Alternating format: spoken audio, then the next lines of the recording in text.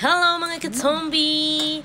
Alam nyo ba na ngayong araw na ito is super happy ko. Alam nyo kung bakit? Kasi kasabay kong kumain ang aking lady. Charot! Ayan, kumakain kami ni Ilocana. Ang amin hong kinakain ay sarap na rin, dried tilapia. Ito'y pork. This is a pusit. Then sapsap. Talagang Pilipinong-Pilipino ay. Talagang bagay na bagay. Tapos mayroon pa hong munggo siya. Tingnan nyo. Ang munggo namin is mayroong ampalaya with spinach. I love spinach talaga. Tapos syempre ako'y kanin. Ang kanya naman ho ay quinoa. Diba diet ang girlfriend ko? E di syempre, tetekman natin ang luto ng aking Ilocana girlfriend. Aray munggo. Ang pagkasarap na rin. Galing tamis ng ampalaya. Ang pait ng kabayo. Ang sapsap.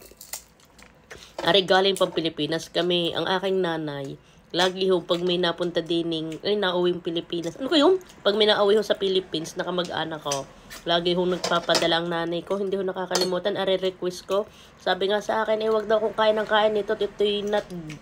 daw, hindi daw healthy. Sabi ko, inay, once a year lang kami nakakakain ito. Ang mahal kaya nito dito. Sarap. Diba? Dito sa Europa, sa abroad baga, mayaman na ulam natin ito. Ano, tama ako? Shout out sa mga mahilig sa tuyo.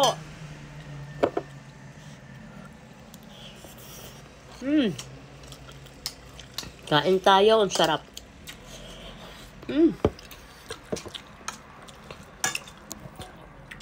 Ay siya, hanggang din nila ang kami ha. Hanggang din nila ang vlog na aray. At kami ay kakain muna ng aking lading Ilocana girlfriend.